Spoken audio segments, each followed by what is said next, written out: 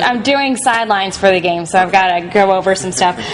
Just wanted to talk about Bullock and Jeter and how important is the run game going to be against Boise? It's important. We got a little bit away from it on Saturday when Jimmy Scheidler got hurt. A lot of our run game against Marshall was designed to go over the tight end, and when he got hurt, it really altered a lot of our run game plans against Marshall. We did a lot more for receiver stuff. Because of that, you saw a lot more shovel passes and a lot more things like that in our run game that turned around and handed it. We need to get our tight ends back, and we need to get them going, and we have to run the football more than we did a week ago, without question. And I think, we still got Willie involved. We threw him more shovels and we threw him some screens, but yeah, we would like to run the football more and get Chris some more touches and Willie more touches. Will Jimmy Scheidler be back on Saturday? Right now, it's questionable. Okay. So he did not practice yesterday. We're hopeful he'll be able to do some things today, but until I get the training room report here in an hour, I'm not positive. Okay. You have been, you touched on this a little bit. You've been a college football coach longer than Boise State has been playing Division I. Was it astounding? I feel young though. It ain't like you're an old man. Is it astounding at all what they've accomplished and have been able to maintain the level they've been at? No, just because I have a good friend of mine that I worked with at Villanova, left Villanova to work at Boise State, and he just loved it there. He just said that the area that they're in, they're the deal in Idaho. People want to be a Bronco, and whether it's the blue turf and the stadium, and from everything I hear, Boise's a great place to live and a great place to work, and they've been able to retain some really good coaches there. They have a very unique fit, and if you're not a Pac-10 player, if you're not going to go to a big Pac-10 school, probably Boise and the whole West Coast is going to be your first choice. And I think they're to the point now that I wouldn't be surprised if they're starting to beat some lower Pac-10s in recruiting. So, it was funny when I recruited California for Villanova, and I beat Boise on a player once, and then when they made the jump to 1A, that was the last time that was going to happen. And they do a great job of identifying players that fit their system. They really do. They are very system-oriented on both sides of the ball. They know what they look for in terms of, what they ask their linebackers to do, what they ask their safeties to do, what they ask their corners to do. They do a great job of coaching, and they do a great job of looking for guys that maybe not everybody wants, but fits what they want to do. Are there any other injuries other than Scheidler? That was played into a little bit of the running game. DeMarc Jenkins he had surgery today, and so he's going to be out for the year as well. So that was a little bit also that when some of our two tight end stuff that we were going to do against Marshall, that when Jimmy went down, now DeMarc was going to go in, and the very next kickoff return he got hurt. So we think we're not going to have him the rest of the year unless the season would get extended. Is that a knee injury or? No, it's his arm. Arm. Yeah, I mean he'll make a full recovery, but he's in a cast and he won't be able to play for probably 6 to 8 weeks at least. And I think Dave mentioned Tipton moved up on the depth chart. There was an injury on a defensive line. He's been playing better.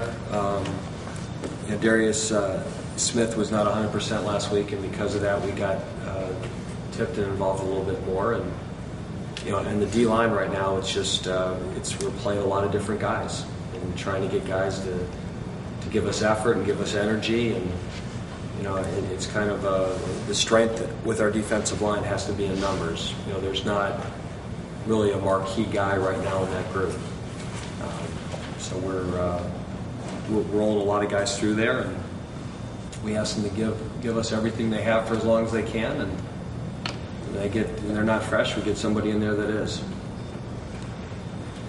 Coach, you talked about a couple plays being important and not making those plays. What do you get across the team to be able to make those plays against Boise, the ranked team in the nation? Well, you got to execute even better, and Boise's a team, if you make a mistake, it's really going to get exploited. It's simple. On defense, on third downs, you got to find a way to make stops. You really do. And part of that is playing better defense on first down. That you don't give, you get them make them 2nd and 9, make them 2nd and 11. Don't let them go 2nd and 4, 3rd and 1. The one thing about our defense, though, we're bending a lot, but we're not breaking. We're playing very good red zone defense. Late in the game against Marshall, when we had to get 2 stops, we were 3 and out. So they're playing very hard. Our Keith Morgan really played well. He had an excellent game. Our linebackers are playing hard. I think our corners are really been a pleasant surprise so far this year. That they're playing well for 2 first-time starters. So defensively, we just need to find a way to make stops, and offensively, we've got to score touchdowns. And part of that is the ability to run the ball better. Is once you get the ball into the red zone, and we're throwing it really well. We're completing close to 70% of our balls. We're throwing it for over 300 yards a game. But it's always the nature of the passing game is that, from the 20 to the 20, that's easier. Once the field shrinks and the lanes get tighter, you got to be able to run the football a little bit better than we have, and that's something we're going to work hard on. And has the team showed you anything that... We had a great practice yesterday. Very spirited. Had a couple fights going. So that was, and not bad fights. It was good seeing guys compete. And that's really important. When you come off the loss, you always want to see how they practice on Tuesday. And we probably had our best Tuesday practice of the year. So we'll see how that helps us on Saturday. But, I think as a coaching staff, we walked off the practice field yesterday feeling really good about our team, that we have a bunch of fighters. We don't have guys that are going to lay down.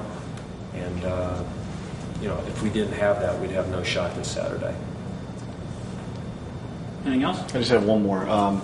Been a lot of games here in the past 30 years. Mm-hmm. It's almost like you have to promise gold or free beer to get every butt in the seats in this stadium. People... Are you offering free beer? Yeah, I wish. But would you be? I think you were saying there's 800 tickets still available. Would you be surprised with? I don't think there's that many. I think we're under 400 now, aren't we? Roughly, yeah. Roughly. Yeah. By you saying that, I'm underestimated, obviously. So I was told we were about 500 yesterday, and my guess was about 400 today. So. Would you be surprised with the highest-ranked team ever to come into this stadium that every butt wouldn't be in the seat? Well, you hope part of the reason they're here is to see the Bowling Green Falcons. Obviously, Boise's a big draw. And when we had our schedule come out this year, I think right away, people circled that Boise game, that you have one of the nation's top programs. We knew if they beat Oregon week 1, they'd probably come in here as a top 10 team, and all that has come to fruition. I think we've played well our first 3 games. We wish we had another win or 2. But yeah, I'd be disappointed if we didn't sell a lot of tickets. But I'm not disappointed because we have sold a lot of tickets, and I think we're going to have great support. And we just got to make sure people wear orange and brown, not orange and blue. So I don't like your shirt today.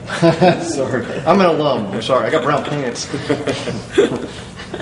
You got anything else? I also got one. Can you talk about the play you've seen from